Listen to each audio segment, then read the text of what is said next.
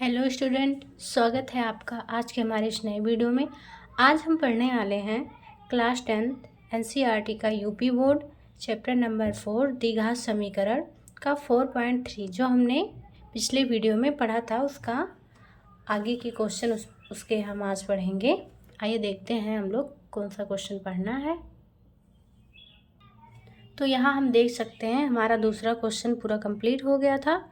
हमें आज हल करना है तीसरा क्वेश्चन। दिया क्या है, निम्न समीकरणों के मूल ज्ञात कीजिए। मूल का मतलब क्या है, मतलब मूल जो हम x इक्वल टू निकालते थे, x के दो मान आते थे, वही हमको निकालना है। आइए पहला क्वेश्चन है x minus x by 1/x equal to 3, x does not equal to 0। तो यहाँ हम देखते हैं हमारा तीसरे प्रश्न का पहला क्वेश्चन। ये जो दिया है समीकरण हमारा, इसको हम चेंज करेंगे द्विघात समीकरण में। द्विघात समीकरण में करने के लिए यहाँ हम एलसीएम लेंगे, तो हमारा ये हो जाएगा x² माइनस 1/x। एलसीएम लेते हैं तो हमारा ये पूरा उसका 1/, हो जाता है। अब क्या होगा, इसको हम लिख सकते हैं x² माइनस का 1 इक्वल टू, इधर मल्टीप्लाई करा देंगे और ये हमारा हो जाएगा फाइनली द्विघात समीकरण इक्वल टू 0। ये हो गया। अब इसमें हमको क्या करना है, द्विघात समीकरण में हम फार्मूले बेस पे निकालेंगे, पूर्णवर्ग बना के नहीं। तो फार्मूला हमारा क्या था, उसके लिए फार्मूले के लिए हमको इसको व्यवस्थित कर लें एक बार। Equal to 0। अब क्या लिखेंगे हम, ये मानेंगे समीकरण नंबर 1। समीकरण 1 की तुलना किस समीकरण से कराते हैं, ax² plus bx plus c equal to 0 से करते हैं। तो हमको क्या मिलता है, a equal to b equal to c equal to, a equal to क्या मिलेगा 1, b equal to -1, c equal to देखो मैंने क्या लिख दिया, b इक्वल टू -3 और c इक्वल टू 1। ये हो गया। अब हमारा फार्मूला क्या था, हमने ये जो फार्मूला था हमारा b² माइनस 4ac, इस पे मान रखेंगे तो हमारा v क्या है, -3 का whole square minus 4 into 1 into minus का 1, क्या आ जाएगा 3 3 जा 9 प्लस का 9 माइनस माइनस प्लस 4, ये क्या हो जाएगा, ये हमारा हो जाएगा 13, जो कि बड़ा है 0 से, हो जाएगा ना। तो यहाँ पे हम लिखेंगे चूँकि b² माइनस 4ac बड़ा है 0 से। अब हम अपना फार्मूला लिखते हैं और हमारा फार्मूला क्या है, x इक्वल टू क्या है, होता है माइनस का b plus minus under root, ये हमारा विविधकर होता है 4ac बाई 2a। अब यहाँ पे हम मान रखते हैं, क्या हो जाएगा, माइनस है -3b प्लस माइनस ये कितना आया है 13, यहाँ पे हो जाएगा 2 इंटू 1। यहाँ पे हम क्या लिखेंगे, x equal to minus minus plus 3 plus minus √13/2। जब एक बार हम x इक्वल टू लिखेंगे प्लस का 3 प्लस इंटू मैंने इक्वल टू 13 √13 और एक हमारा हो जाएगा x इक्वल टू, दूसरा माइनस में लिखेंगे क्योंकि प्लस माइनस है ना, 13/2 हमारा ये हो गया। दो मूल हमें प्राप्त हो गए। अतः हम लिखेंगे इस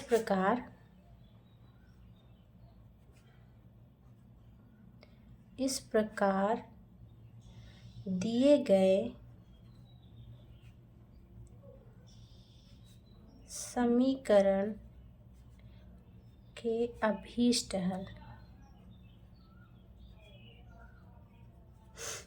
हल क्या है, मूल जो हमारा x इक्वल टू एक है प्लस का √13/2 और दूसरा क्या है x इक्वल टू 3 माइनस का √13/2। अब बढ़ते हैं नेक्स्ट क्वेश्चन की ओर। देख लीजिए, जो ना समझ में आया हो उसको बताइए। ये हमारा है तीसरे का दूसरा question. 1/x+4 minus 1/x-7 equal to 11/13। अब इसको हमको समीकरण में, जैसे द्विघात हमारा जो समीकरण होता उस टाइप में ये नहीं है हमारा, ये भिन्न में है। ये भी है द्विघात, लेकिन देखने में तो ये भिन्न लग रहा है। तो इसको हम द्विघात समीकरण बनाने के लिए हम इसका एलसीएम लेके तिरछा मल्टीप्लाई कराएंगे। एलसीएम तो इसका होगा नहीं, तो तिरछा मल्टीप्लाई करा देते हैं। तो हो जाएगा x-7 माइनस का x+4। जहाँ माइनस है वहाँ कोष्ठक लगा देते हैं, नहीं तो फिर गलती हो जाती है। और इसका आपस में मल्टीप्लाई करा देते हैं ऐसे, इक्वल टू 11/13। अब क्या होगा, अब यहाँ इसको या तो हम रफ में यहाँ कर ले, जैसे x+4 x-7 मल्टीप्लाई कराइए, x² हो गया -7x 4 प्लस का 4x माइनस 7 4 जा 28। ये क्या हो जाएगा, x² द्विघात समीकरण हमारा क्या बनेगा, -7 में से 4 गया -3 माइनस का 28। ये हमको मिल गया। अब हम क्या करेंगे, इसको जोड़ देंगे और जो कटेगा उसको काट देंगे, तो माइनस हमारा कैंसिल हो जाएगा। कैसे, देखिए, माइनस का x माइनस का 4 बाई में लिखेंगे x² -3x -28 इक्वल टू 11/30। अब क्या होगा, ये कैंसिल हो गया हमारा, ये जुड़ जाएगा। ये हो जाएगा 11 माइनस का 11 इक्वल टू, और इसका इधर मल्टीप्लाई करा देते हैं 30 का। इधर क्या हो जाएगा, 11x² -3x -28। ये क्या हो जाएगा हमारा, कैंसिल हो जाएगा, -1 बचेगा, तो ये हो जाएगा -30 इक्वल टू x² -3x -28। अब हम क्या करेंगे, ये 30 को इधर भेज देंगे, तो क्या हो जाएगा, x² -3x -28 प्लस का 30 इक्वल टू में 0 हो जाएगा। और ये हमारा द्विघात समीकरण हमको प्राप्त हुआ प्लस का 2 इक्वल टू 0। समीकरण 1 हमें प्राप्त हो गया द्विघात समीकरण का। अब इसको माना हमने समीकरण 1 है। अब इसकी तुलना हम कराते हैं इस समीकरण से। समीकरण 1 की तुलना ax² plus bx plus c equal to 0 से कराने पर, तो a equal to b equal to c equal to क्या मिलेगा, a equal to 1 b equal to -3 c equal to 2। अब हमारा जो विविधकर होता है, ये फार्मूला b² -4ac, चलो मैंने ऐसे लिख दिया, तो क्या हो जाएगा, b² 3 माइनस का 3x 3² -4 1 2, ये क्या हो जाएगा 9 -4 2 जा 8। हमारा क्या आ गया, ये 1 आ गया, जो कि 0 से बड़ा है। चूँकि हम लिखेंगे b² -4ac बड़ा है 0 से। हाँ, अब हम इसका जो फार्मूला होता है उस पे रखेंगे।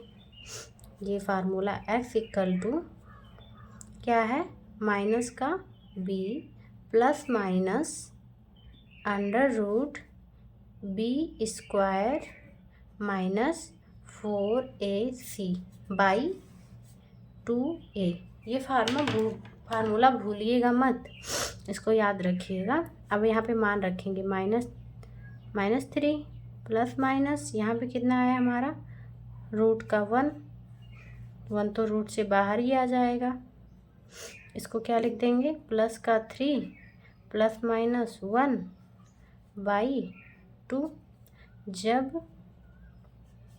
जब हम ये एक बार प्लस में एक बार माइनस में रखते हैं तब क्या होता है, +3 + 1 बाई 2। जब x = 3 - 1 by 2, x = 2 by 2, x = 4 by 2, x = 2, x = 1। ये हमको मिल गए दो मान, एक माइनस चिन्ह के साथ एक प्लस चिन्ह के साथ। यहाँ पे हम लिखेंगे, यहाँ पे हम लिख सकते हैं जैसे ये जो हमने किया, यहाँ पे हम लिखेंगे प्लस का चिन्ह लेने पर, और इधर लिखेंगे माइनस का चिन्ह लेने पर। या तो ये लिखें या तो फिर ऐसे हमको समझना है कि हमने एक बार प्लस के साथ रखा, एक बार माइनस के साथ। इसका मतलब यही होता है कि एक बार प्लस के साथ हम निकालेंगे अपना आंसर, एक बार माइनस के साथ। अब यहाँ पे लिखेंगे इस प्रकार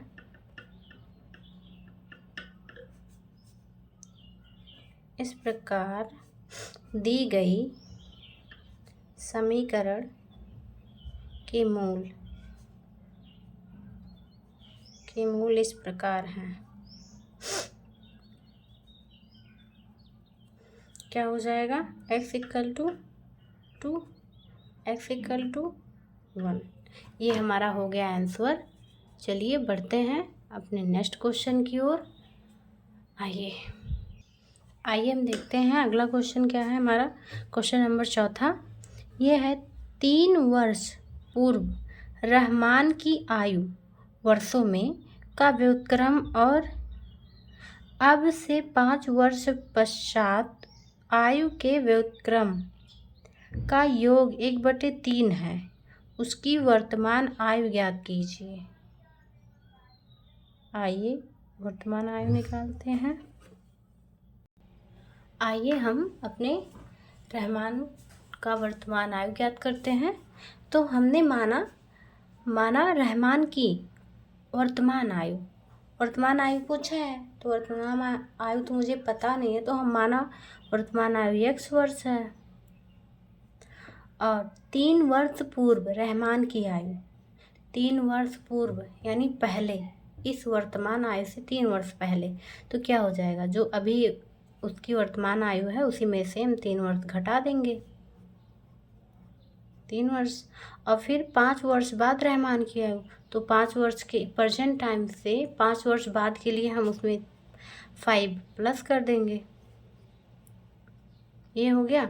अब क्या बोला, जो हमारा शर्त है उसमें कह रहा है अब से 5 वर्ष पश्चात आयु के व्युत्क्रम का योग 1/3 है, कि मतलब जो 3 वर्ष पूर्व रहमान की आयु व्युत्क्रम, मतलब उसका व्युत्क्रम जो ये है हमारा 3 वर्ष पूर्व जो आयु है उसका व्युत्क्रम, और ये जो 5 वर्ष बाद रहमान की आयु है इसका व्युत्क्रम, दोनों का योग 1/3 है।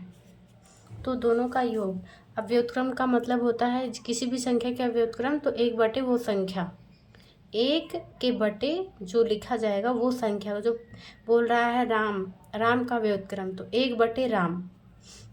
तो यहाँ पे हम लिख देते हैं जो हमारी पहली 3 वर्ष पूर्व का व्युत्क्रम x - 3 हो गया,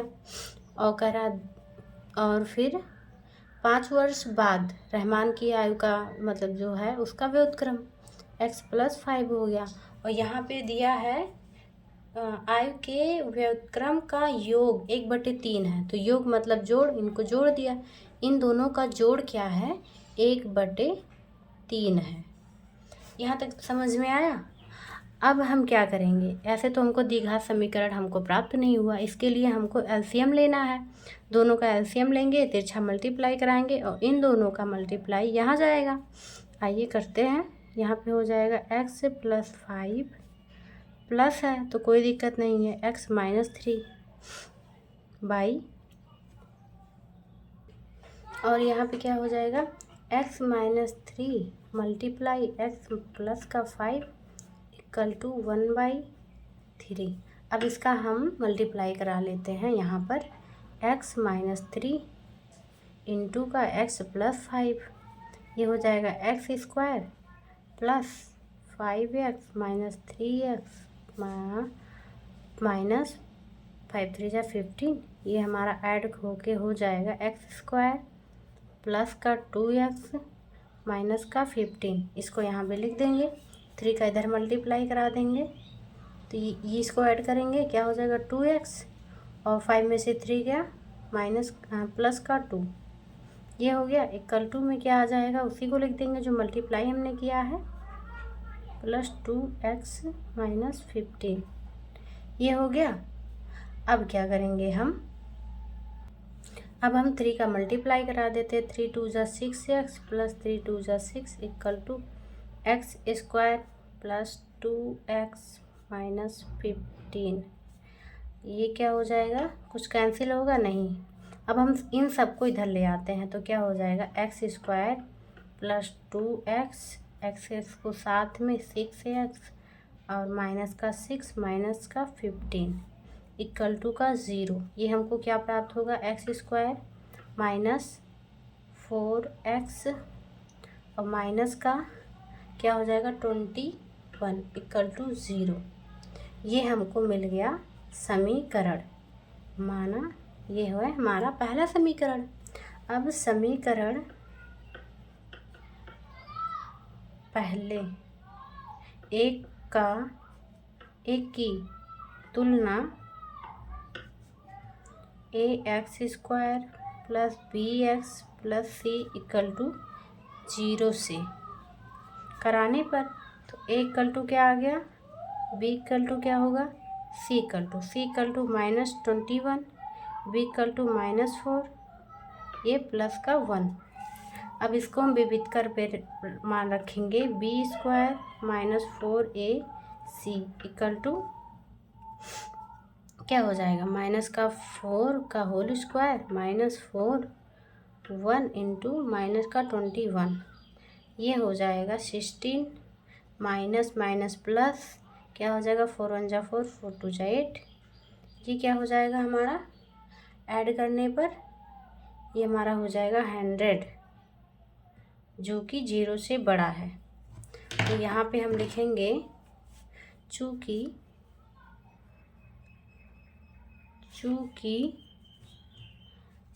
जो हमारा v² है -4ac बड़ा है 0 से, ये समझ में आया। अब यहाँ पे हम अपना फार्मूला लगाएंगे, हमारा फार्मूला क्या है, x equal to -b plus minus √ b² minus 4ac by में 2a, ये हो गया। अब यहाँ पे हम मान रखेंगे, b का मान क्या है -4 है, प्लस माइनस ये क्या हमारा आया 100 बाई 2, a का मान है 1, ये क्या हो जाएगा प्लस का 4 प्लस माइनस का 10 बाई 2। अब एक बार हम प्लस चिन्ह लेने पर ऐसे लिख देते हैं, प्लस चिन्ह लेंगे तो क्या हो जाएगा, x equal to 4 plus 10 by 2, और यहाँ पे लिखेंगे माइनस चिन्ह लेने पर, यहाँ पे क्या हो जाएगा, x equal to 4 minus 10 by 2, यहाँ पे आ जाएगा हमारा 14 बाई 2, x इक्वल टू आ गया हमारा 7, यहाँ पर क्या आ जाएगा 6 माइनस का 6 by 2, x equal to minus का 3। चूँकि x जो हमारा है, दोनों x, ये हमने क्या माना था, माना रहमान की वर्तमान आयु x वर्ष है, तो x बराबर जो होगा वही रहमान की आयु होगी। तो कभी वर्ष किसी की माइनस में होती है, नहीं होती है ना, तो हम लिखेंगे यहाँ पे चूँकि आयु माइनस नहीं होती, माइनस वैल्यू इसकी नहीं होती आयु की, तो यही प्लस वाला होगा। तो इसके इसके लिए लिखेंगे x = 7, अतः रहमान की वर्तमान आयु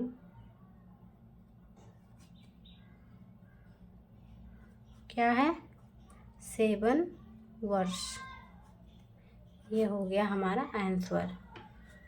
देख लीजिए, अच्छे से समझ लीजिए। चलिए बढ़ते हैं अगले क्वेश्चन की ओर।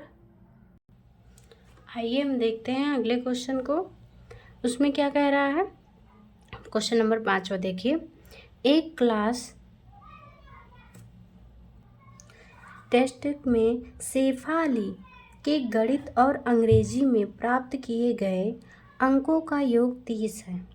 यदि उसको गणित में 2 अंक अधिक और अंग्रेजी में 3 अंक कम मिले होते तो उनके अंकों का गुणनफल 210 होता। उनके द्वारा दोनों विषयों में प्राप्त किए अंक ज्ञात कीजिए। आइए ज्ञात करते हैं कि उन्होंने दोनों विषयों में क्या अंक प्राप्त किए थे। आइए देखते हैं 5वां अपना क्वेश्चन कैसे सॉल्व होगा।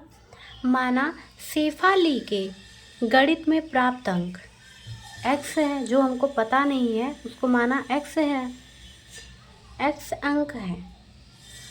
और ये जो हमारा है गणित और अंग्रेजी के अंकों का योग, यहाँ पे दिया है अंकों का योग 30 है। गणित और अंग्रेजी में प्राप्त किए गए अंकों का योग 30 है, तो यहाँ पे हम लिख देते हैं 30। और अंग्रेजी में प्राप्त अंक, जैसे इसका तो हमने मान लिया, माना शेफाली गणित में x अंक प्राप्त किया है, और तब अंग्रेजी में कितना अंक प्राप्त करेगा? y करेगा नहीं। क्यों? क्योंकि यहाँ पे y का कोई खेल नहीं है। तो यहाँ पे हम देखते हैं हमको क्या दे दिया, दोनों का गुणनफल दे दिया है। तो हम x मतलब अंग्रेजी और गणित का गुणनफल इतना है, तो इतने के लिए हम क्या करेंगे, यहाँ पे हो जाएगा हमारा 30 में से x को माइनस कर देंगे, तो हमारा इसका अंग्रेजी का अंक प्राप्त हो जाएगा। क्योंकि अंक ये भी है, अंक हमारा ये भी है, अंकों का योग है ना। तो जब योग है तो हम योग में से एक का माइनस करेंगे, दूसरे का योग हमको पता चल जाएगा। तो अंग्रेजी में प्राप्त अंक हमको मिल गए 30 - x। फिर कह रहा है यदि गणित में 2 अंक अधिक मिले। अभी तो यहाँ हमने माना शेफाली के गणित में प्राप्त अंक x हैं। अब कह रहा है इसमें 2 अंक और अधिक मिले होते, तो माना था x था प्लस 2 और हो गया, x + 2 हो गए। देखिए ये हो गए x + 2 अधिक हो गया। और कह रहा अंग्रेजी में 3 अंक कम मिले तो क्या होगा?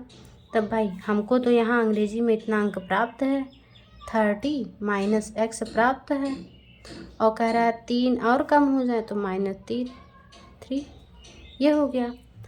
अब फिर यहाँ क्वेश्चन में देखिए क्या कह रहा है। क्वेश्चन में कह रहा है यदि उसको गणित में 2 अंक अधिक और अंग्रेजी में 3 अंक कम मिले होते तो उनके अंकों का गुणनफल 210 होता। अब यहाँ देखिए ये जो हमारा है 210, ये इस अंक और इस अंकों के गुणनफलों का योग मतलब गुणनफल है, गुणनफल है। तब इनका हम गुणनफल कर देते हैं, x + 2 × 30 - x - 3 का गुणनफल, इन दोनों का गुणनफल 210 है। तब क्या हो जाएगा? अब इसको सॉल्व करेंगे, ये जो हमारा शर्त है इसको सॉल्व करेंगे।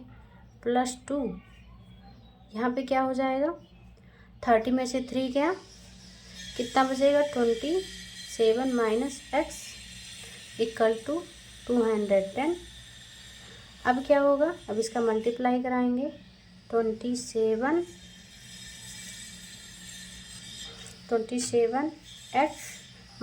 - x² प्लस 27 टू जा 81, क्या होगा, होगा 54। अब 2 का मल्टीप्लाई इसमें कराएंगे, 81 होगा क्यूब उसका, और ये क्या हो गया -2x इक्वल टू 210। अब क्या करेंगे, ये हमारा माइनस में नहीं होना चाहिए, प्लस में, इसको सबको इधर लेके जाते हैं, तो ये हो जाएगा x², ये हो जाएगा, इसको हम माइनस कर लेते हैं, तो ये प्लस में आएगा, यहाँ पे माइनस में आएगा, माइनस क्या हो जाएगा 25x, और ये हमारा इधर जाएगा, ये तो हमारा प्लस में है, ये जाएगा माइनस में, 0। ये हो गया x² माइनस 25x प्लस का, ये हो जाएगा हमारा 156 इक्वल टू 0। ये हो गया हमारा समीकरण 1। अब यहाँ पे हम लिखेंगे समीकरण 1 की तुलना